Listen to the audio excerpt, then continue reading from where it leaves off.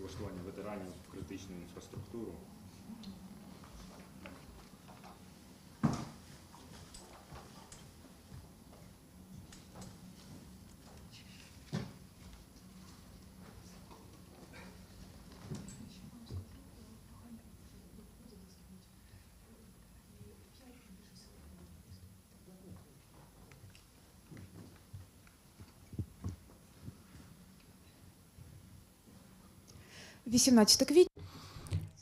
It's April 18. Ukraine Media Center Ukrinform starts its operation. My name is Svetlana Cheprenko, and now we start a bulletin called Triumph in Civilian Life, Opportunities for Veterans on the Path of Professional Growth. Quite an important topic. Thank you for gathering here to discuss all those problems that we have today and share the projects and ideas that are being implemented right now to reintegrate our veterans, both male and female, back into civilian life. So let me introduce our speakers. Joining us are Karina Doroshenko, Deputy Executive Director of the Ukrainian Veterans Foundation, Olena Melnyk, Deputy Director of the Employment Policy Implementation Department of the State Employment Center, Oleksandr Kuklyshyn, co-author of How to Achieve Career Success After Military Service Guidebook, Oleksandr Holopotelyuk, Head of the Veterans HUB of Odesa NGO, Hleb Antonov, Veteran Global Head of Finance and Nova Ukraine non-profit organization, and Ihor Noshchenko, Head of Ukrainian Operations at Nova Ukraine. So, Ms. Karina, I would like to start the conversation with you. So, what is the number of the veterans for the time being that we're talking about, and what is the number of veterans that we expect to have after the end of the war? Good afternoon. Ukraine Veterans Foundation works with the veterans, but also with their families, including families of those who perished in the front lines. Now, there are more than 1 million persons in the ranks of the Ukrainian security and defense forces, so we have to add another category, the families and the families of those perished ones. So this is why we can easily state that the number of persons who are becoming our beneficiaries is amounting to about 5 million people. They are an integral part of our society, and we continue studying their needs of the veterans and their family members to understand what are the challenges that we have currently and what are the challenges that we may predict, to start looking for the mechanisms and opportunities to avoid any complications on the way of reintegration back to civilian life after military service. And now that we're talking about employment, this year we had a study during which we were studying the veterans who have already reintegrated into civilian lives and those who are ATO veterans and who are active servicemen. And they all have a common vision of their future. In the same way, we had a joint study with the sociological group rating regarding the demands of the veterans. And last year we had yet another big survey of the big employers, during which we asked them what is their vision of reintegrating the veterans back into social civilian life. And we understand that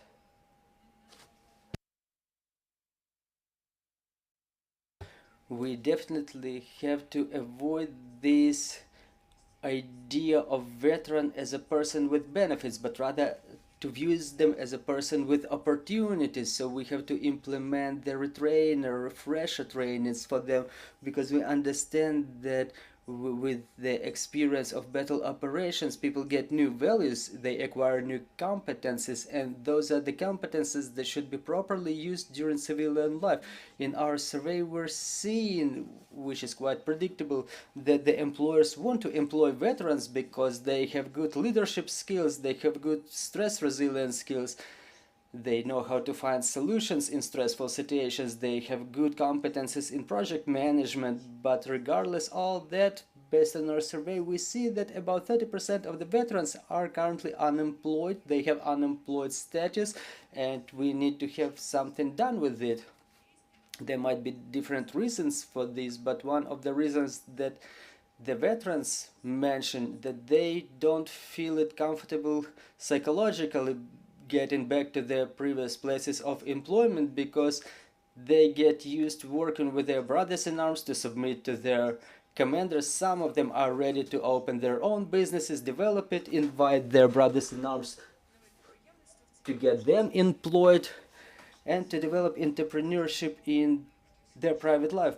But some may want just to get hired, and this is why we're saying that the big corporations the big employers should develop the adaptation programs at their companies. And we know the examples of big companies who already work on that. They have dozens of thousands of employers, and in coordination with Ukrenergo we work on a joint project for professional education and further employment of the veterans, because on one hand some may want to work in business, but there is still a huge demand for working specialties, working professions, and we have to work on that now already. We are in contact with Lobby X, and certain number of veterans, after getting back to civil life, they find their competences how to adapt to civilian life after the military service. They develop quadrocopters, they work in agricultural sector, developing agricultural drones. So we have to find all kinds of opportunities for the veterans, and we have to take advantage of the new experience. We have to demonstrate them how they can switch from military career to civilian life, adapting their competences and stepping on this new path in civilian life. Thank you, Ms. Karina.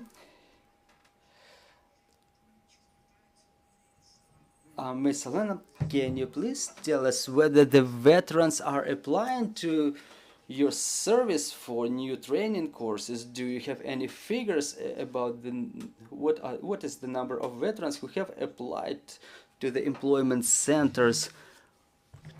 Well, in our activity we pay a lot of attention not only to employment of the veterans, but also for retrainings, mastering new specialties, because as previous speaker has mentioned, veteran is not about benefits, it's about opportunities, and we try to expand the range of tools using which we help the people who apply to us. Talking about the numbers for the time being, you know, every person is unique, they all have unique needs. So for example, this year there are 6 persons who have the status of battle operations participant according to the old classification applied to us, but at the same time there are some people applying to us who cannot be registered as unemployed, but still they need some support. So we provide services on a case-by-case basis. We try to find out what are the needs of the people, whom can they become, what can they become in view of their previous experience. Are they inclined to entrepreneurship? Do they need to improve their professional competences or skills? Do they need to have any of their skills honed? So it's a well, the society and civil organizations are developing, government organizations are developing, because now this matter is very important. Among our latest products, I would like to draw your attention to the fact that starting from the April last year, we implement the grant support program for the veterans, both male and female, and the members of their families. They have an opportunity to get from quarter up to 1 million hryvnia for the development of their own business. Many may think that grants are like loans and they have to pay interest on them, but the conditions of this program are so loyal that hiring the personnel after establishment their own businesses, as they pay salaries to their employees, the taxes paid from their salaries are used for payoff of this grant. So a certain amount of veterans have taken advantage of this program. They create hubs, they create bakeries, coffee shops, polygraphic facilities, repair shops. Well, it all depends on the specifics of the region where they open their businesses. That's why we hope that those grants for veterans, they will have more they will gain more intense momentum, because currently, unfortunately, the most of the personnel is still involved in battle operations. Another project I would like to draw your attention to is the opportunity for the veterans to acquire free education at our training centers. We have 8 of them in total. The opportunity is available for veterans and persons accompanying them. They may pick any specialty out of the list of 95 professions or 400 education programs. People having oriented at what they want to do, they will be able to master those competences, and in future we will help them in the view of the new circumstances to find a new job. Also, at the same time, we understand that unfortunately we will have many people with disabilities. This is why, starting from the last year, we started implementing the program for the employers. As soon as you employ a person with disability, you can get compensation for outfitting the workspace for them. For the time being, we're seeing the necessity to change approach to this program. It shouldn't be only about employment, but it should be about veterans getting back to their workplace, and they may have a need to change their profession, and they will need probably some additional outfitting of their workspace by the employer. So we take into account all those aspects. We work with the civil organizations, with the veterans hubs and foundations, and we absorb all that information, all their needs, because the employment service is a representative of the state, and we want to create the joint window of information. So as a person comes to one place, they get all the services right away. So it's like we take a veteran by their hand and we walk them all the way from window to window to get all the necessary paperwork and to support them on all the phases. Well, Miss Olena, thank you very much. It's cool to get some generalizing recommendations and to hear all those wonderful initiatives of yours. So, Mr. Oleksandr, you're the author of a guidebook named How to Achieve Career Success After Military Service. For what I understand, this document aggregates all of the advice for the veterans. So can you give us more color on that? Why is it supposed to be useful for our veterans? Well, thank you very much. I want to tell you a small story. Starting from year 14 to year 16, I was involved in TechMed. It was called ATO back then, and after the active phase of ATO, we founded our veterans organization, and we provide free medical aid, consultations, rehabilitation to the retired veterans. And at certain stage, we've realized that the work is a kind of treatment too, that those services that we provide to our clients are not so efficient.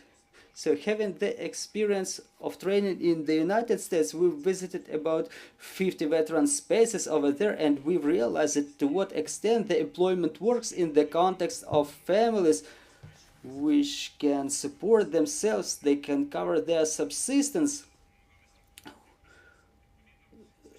And meanwhile, us as an organization, we were trying to find additional resources for that. So we've founded a military TV show which supported hundreds of veterans. We were implementing this project in coordination with WorkUA and Ministry for Veterans Affairs and other participants, and based on the TV show we've realized that we need certain set of tools, some things that are not covered in those videos or other information sources. So the Ministry of Defense of the United States provided us with their approaches that they use to work with the veterans. So we've analyzed all those techniques to identify whether they are relevant. So this kind of experience is a veteran's experience too. Oleksandr may mention it later, but their experience in Odessa, they don't just help the veterans in their employment. The veterans create the jobs by themselves, and they are the stem of our nation, the backbone of it. And using our guidebook, we wanted to support them on their way after demobilization. So it covers some important issues, including how to properly find the job, how to make a resume, how to find your strong and weak sides. We had more than 100 consultations with the veterans, during which we worked with their resumes. And as we've checked through their resumes that they submit to the employers, like every employer, in fact, is pretty loyal in relation to the veteran. But as they see their resumes, they cannot accept it because the form it's made in, it does not comply with the form required by the employer. So it's a small gap that we have to cover. There was also Anastasia Khizhniak, who is HR of Jubal company, which works in more than 70 countries of the world, and we've studied the jobs market in terms of competition in the jobs market, in the global jobs market, and thus using this guidebook we used it to provide to make our veterans more competitive in the international jobs market. Also, it's important to mention an American organization, Pittsburgh's Highest Veterans, which demonstrates their efficiency in Pittsburgh. They use the same approach.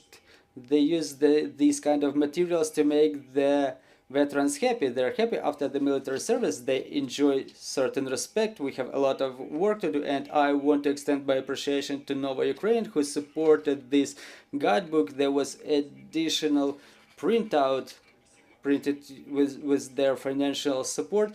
The guidebook is being provided to Ukrainian Veterans Foundation. 200 guidebooks will be extended to Oleksandr's Veterans Hub in Odessa. Please, if you're a veteran or if you're a veteran's family member, please apply to Veterans Hub Odessa, where you will be able to get the guidebook for your defender.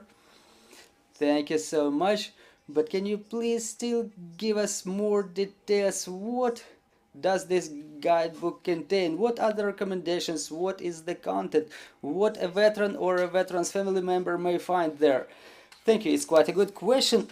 Using this guidebook, we've made certain roadmaps. So all the ways after retirement from the military service is quite a widespread thing. The main issues arising on that path, the self-identification from the point of view, where should I go next? Because in the majority of cases, when we talk about civil life, it's a very important thing, because as you become a serviceman, you have brothers in arms, you have a commander who tells you what to do, and in civil life you're alone, and you solve all those questions, all those issues on your own. You don't have brothers in arms. And in our guidebook, we usually advise to apply for help, like come to a veteran space that is available almost in every region. Now, there are different opportunities in every region. This guidebook describes it quite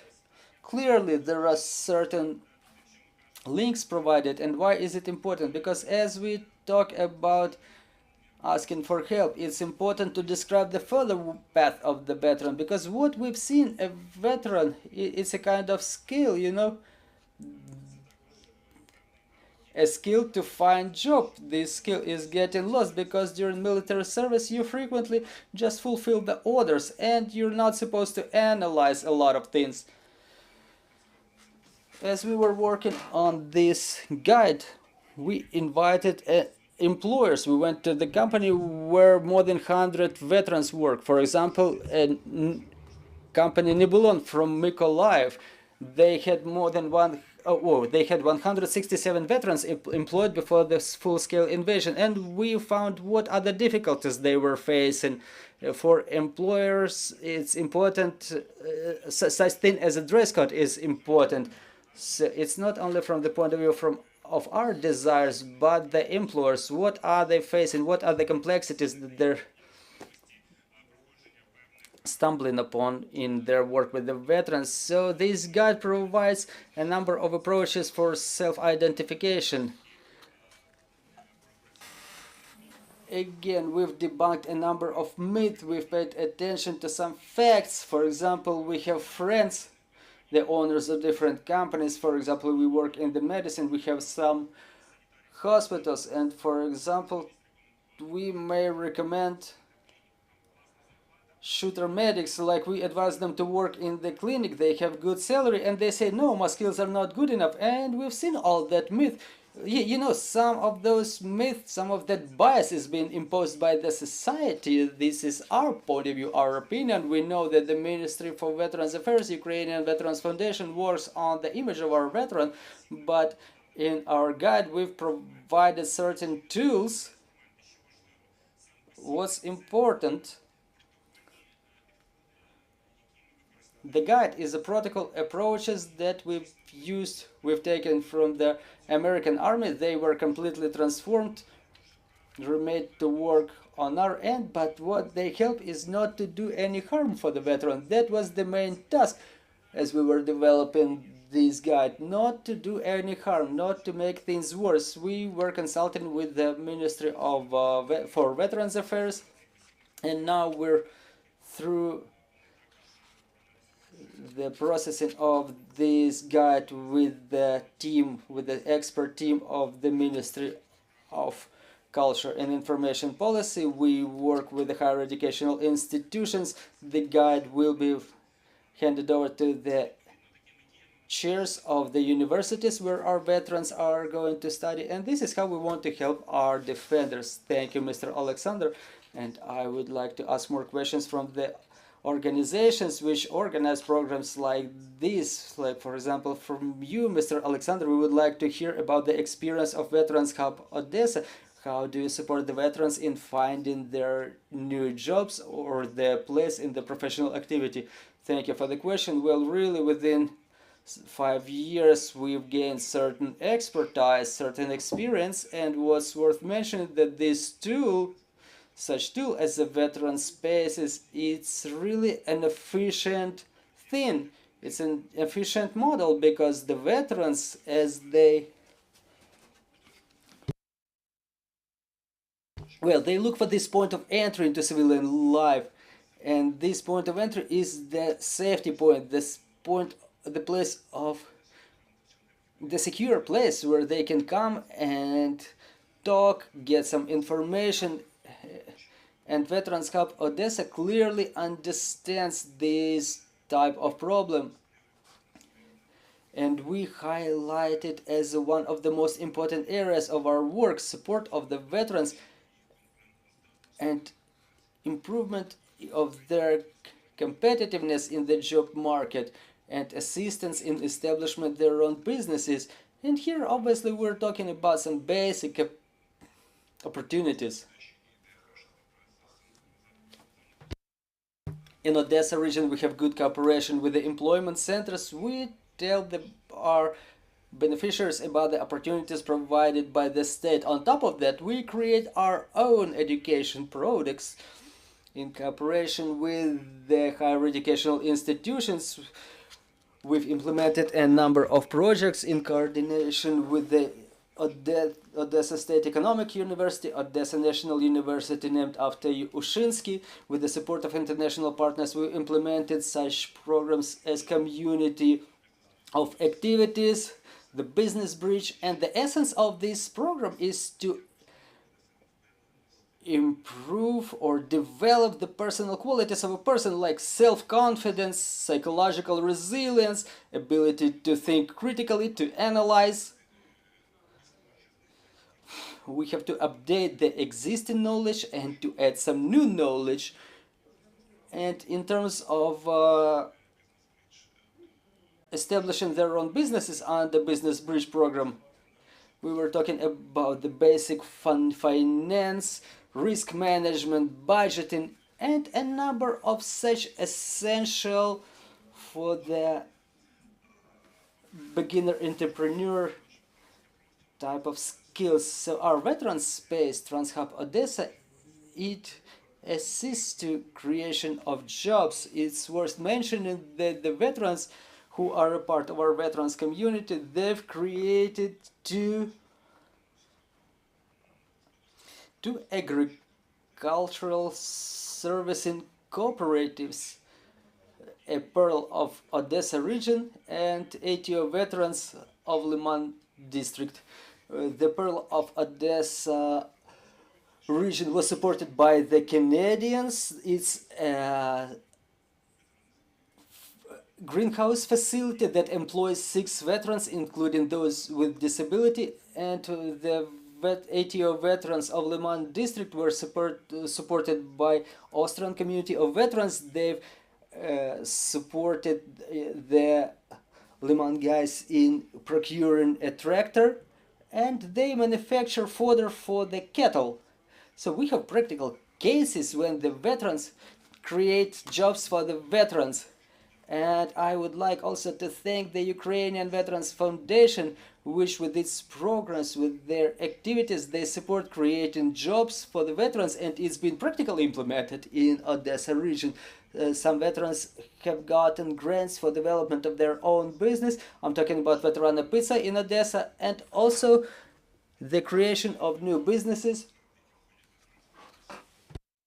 And the veterans who are a part of Veterans Hub Odesa, under mentorship of our veteran space, were able to defend their application and to open their own, to get grants to open their own businesses. So Veteran Hubs Odesa works in a number of areas. We inform the veterans on the existing opportunities, the joint projects with the higher educational institutions, the educational programs, and support of establishment of veterans businesses. We have direct communication with the employers, and among those employers there are state-controlled employers. We had a working meeting with Odesa Department of Ukrzaliznytsia. We were talking about the ways of better communication in terms of employment of veterans in Odesa Department of Ukrzaliznytsia, what may be the problematic issues arising and how to solve them. We were also working with private companies such as Solanta Energy, Green Tech, a construction company looking for veterans, even veterans for the disabilities, to provide them with jobs. They have demand for that, right? And we communicate this information to the veteran community, and we try to set those direct bridges. We have successful experience that we are ready to share, and we already share it within the coalition of veteran spaces that includes 24 organizations. And we clearly understand that the development and creation of the veteran spaces in the country, when they are available in every community, it will assist to employment of the veterans, to their career success, and to making them happy. Thank you, Mr. Oleksandr, for what you're doing. Mr. Hleb, Mr. Oleksandr has mentioned that you've supported the issue of these guides. So what are the other projects on reintegration of the veterans in professional sphere that are supported by your foundation? Good question. I think the project manager would give a better answer, but what I can add that we're working on entering into a memorandum with the Ministry for Veterans Affairs, and we're looking for a big donor, systemic donor. We have a good project plan. I'm not gonna tell you the details, because if it doesn't happen, it wouldn't be pleasant, diplomatically saying. So we're looking for a donor. We have a pitch, but to print this guide, you need to raise charitable contributions in the United States, like $20 in average.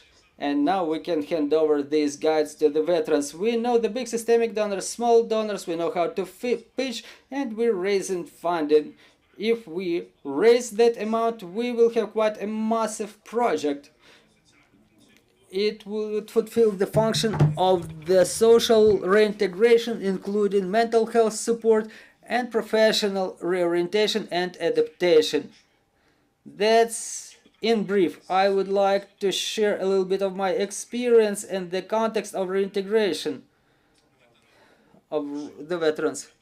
What I want to mention, let me talk on my behalf. My personal experience may not be the same with the other services, servicemen, which is normal. I had a civil specialty, I had a civil profession, quite a good one. I was making some middle class money, but I got mobilized as a volunteer. Thanks to my employer who supported me, they kept my job. I didn't have any problems with the career and such. People in my unit, we had about 5 to 10% of such people who had a good salary, above average, they had good profession, and they had a place to come back to. 20% more were making some salary like average or above average. They were either entrepreneurs or they had some working professions, and for them it's no problem coming back to their jobs. They just continue doing the job that they were doing before, like installing air conditioners and making $4,000 per month. But what should we do with the rest of those veterans for whom, as they get mobilized in the armed forces of Ukraine, 100,000 hryvnias is the amount they were never making in their lives. Such people are numerous. That's a huge amount for them. And we have to focus on the program when we talk about reintegration.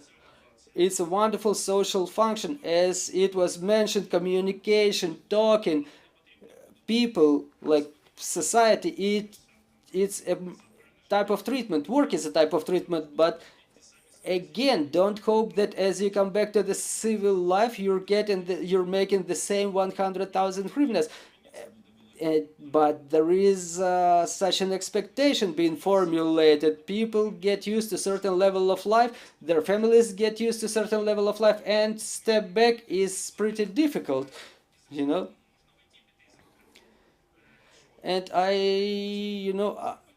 people keep telling me, like, well, you can change your profession and you can make good money. And I'm telling people, you can make good money anywhere if you're a good professional. You can make good money in finance, you can make good money in, like, making furniture. But it's a career path. You have to invest 8 years of your life.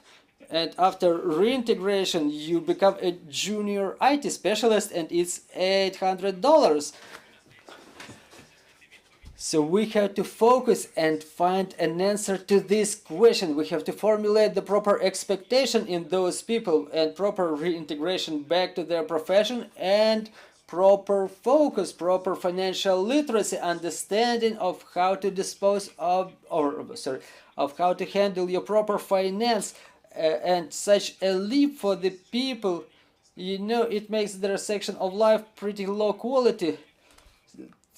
So this is why there is such a problem as ludo money. Like, you have dependency on gambling, so you have your income growing and you don't know what to do with a lot of this money. And as we reintegrate a lot of veterans back to our society, we have to help them to find their new profession, change their profession, or get back to their own profession, to build some career path, as we say, some career consultations, to help them build some perspective where they see a point in which they want to end up at, and what they need to do to get there. Because after you retrain as an IT specialist, you don't make $4,000. You have to study from scratch as an accountant, as an IT specialist, whatever. Like, this start is way lower than the level of expectations that they get. Thank you, Mr. Hleb, for sharing your experience and your opinions. Mr. Ihor, your organization, Nova Ukraine, you work in Kiev, you represent an organization based in Kiev. Can you please share your experience of helping the veterans finding their place in professional life.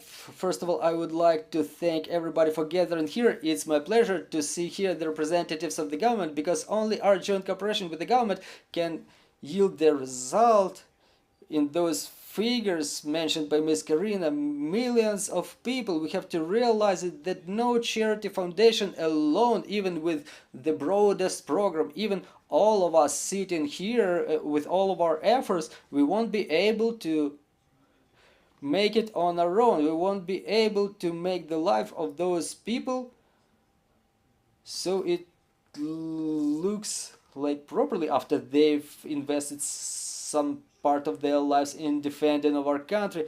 And to summarize it, to summarize what the charity organizations are and how are they related to the state, to the society, to the veterans, we perceive the charity foundations as the first communication link between the society, veterans, and the state. We understand that the state cannot be flexible and quick, but we do not have political opportunities as a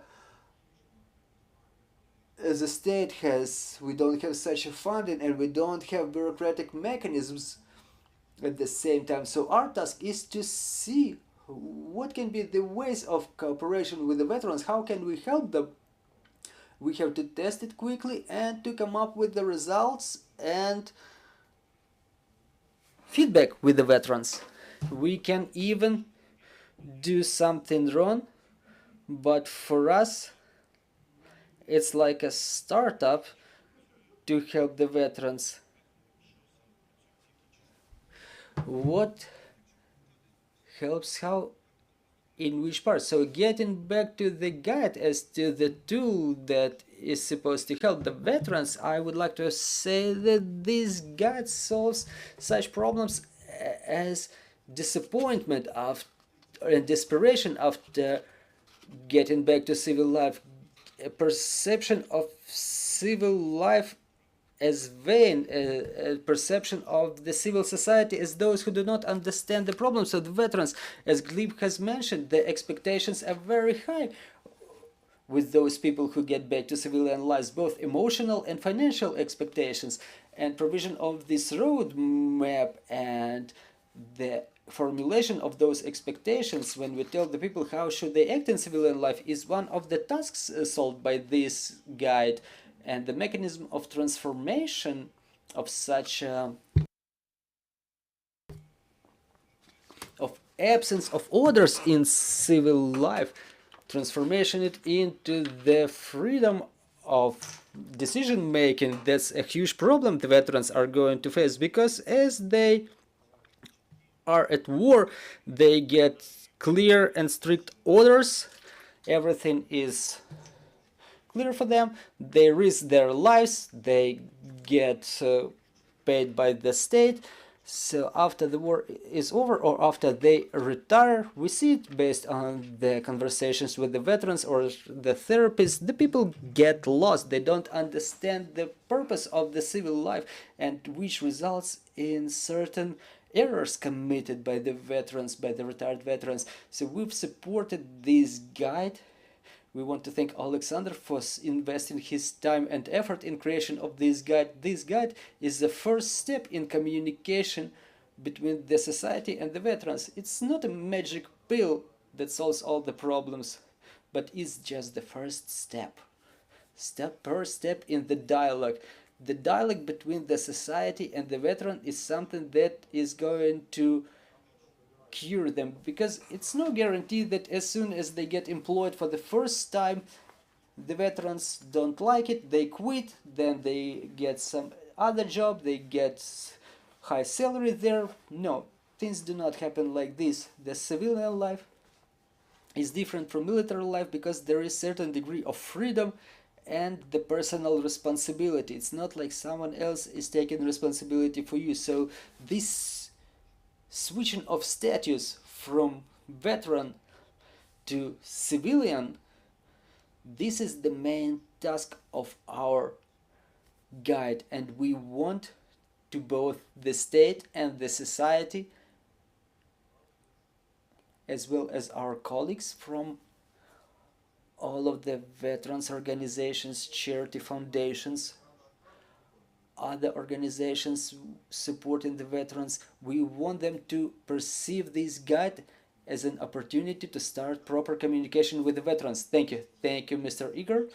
Probably we have some questions on the floor. Mariana Lomashchenko, Ukrinform.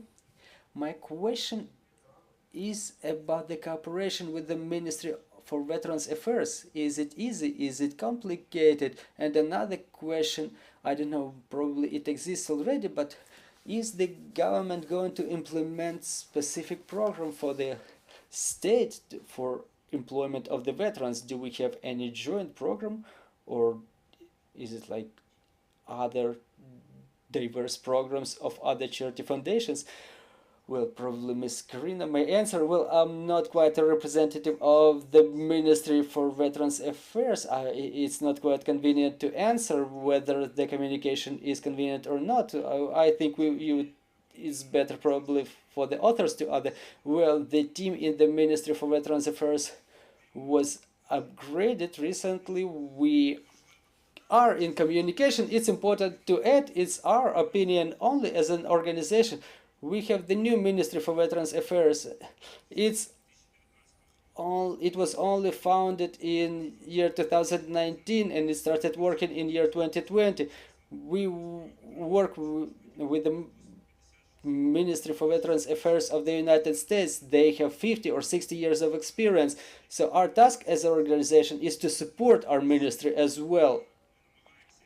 And us as an organization, we try to cooperate, we try to support, and we see this feedback from the ministry. We do cooperate. Svetlana Kashinets and Svetlana Berezina and many other experts of the ministry got involved in our work. They were working. They were doing it after their working hours, and they implement a number of important policies based on our experience of organization. That was quite an efficient cooperation. I can only say about our organization. Probably Oleksandr, who cooperates too, may add something.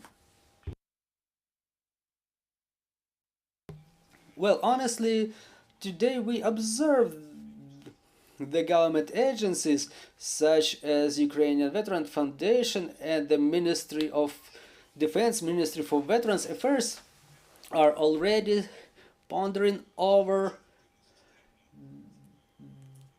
the efficiency and systemic nature of their work to make sure that after our victory, the biggest number of veterans get employed by good employment, getting new good jobs. A lot of this is being done from the point of view of digital solutions, digitalization, so people get all the necessary information. There is a number of information products already in place. But on the other hand, what I would like to draw everyone's attention to is that there are two more aspects. Today, the jobs market has a lot of gaps because many people have left and there is a huge need for workforce. On the other hand, there are veterans who have new competences related to military service, but the world is changing, the technologies are changing, and after demobilization, those skills that were actual 5 to 20 years ago, they may lose their efficiency. The veterans have to retrain to get new skills, to adjust to the new technologies, to the new market conditions. We have to ensure this project, so to say, to keep our hand on pulse, to fully enter the jobs market, to find good, well-paid job and continue living. So this is why we have to do this job. We're in coordination with the Ministry for Veterans Affairs, Veterans Foundation, and using this opportunity, I would like to thank civil organization Green Line for doing the great job and their partners, because such guides with information about how to look for the job, how to find an interesting job and well-paid job, it's very important. It's important in the context of big regions, specifically Odesa region. We have 91 community, and as such guide ends up in all of the communities, it will be easier for the veterans who live in those villages, in those districts, to get familiarized with that information and change their lives to better. I would like to add a little bit. That's quite an important aspect that we're discussing, the cooperation. And we need to understand that the veterans are not like a closed community. It's an integral part of our society. And we have no right to put responsibility in on someone else. Like, we all can cover our aspect. Charity Foundation can cover ours, and the veterans have their responsibilities. They can add a lion's share to this aggregate of our future. Now, with the beginning of the full-scale invasion, the jobs market has changed significantly. On one hand, we don't have enough people. On the other hand, the employers do not always openly and properly employ their employees. And we know it based on the information from the focus groups. Not all of the employers are ready to employ veterans because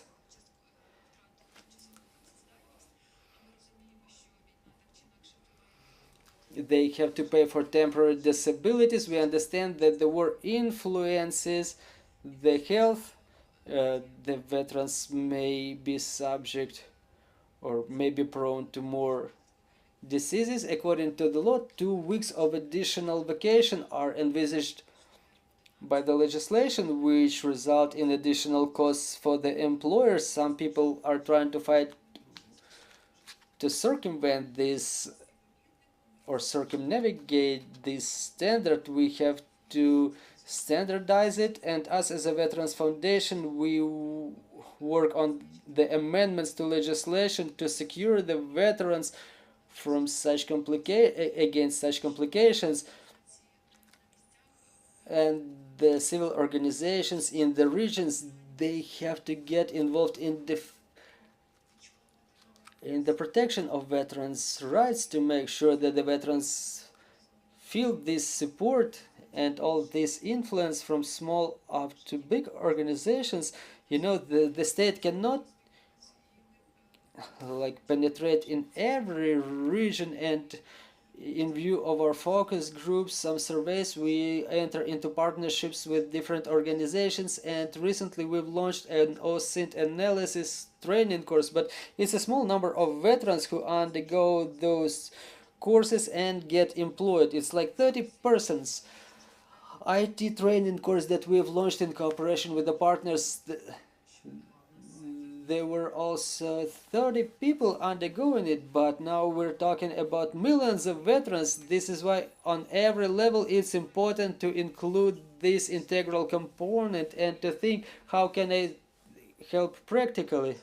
We work currently on a draft law, developing the techniques with the therapists and HR specialists to scale up those techniques, to provide the employment centers with all the information using which they can support the veterans. In fact, we work on employment of the veterans, and I want to thank the organizers and all of the organizations which have taken part in preparation of this guide. It's quite an important component for the veteran to read, to understand that they are heard and they know where to go next. I want to thank you. I want to thank all of the guests for important initiatives, important projects that you are implementing. Again, we were talking about the opportunities for the veterans on the path of their professional growth.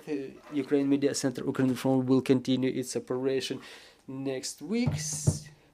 Stay tuned.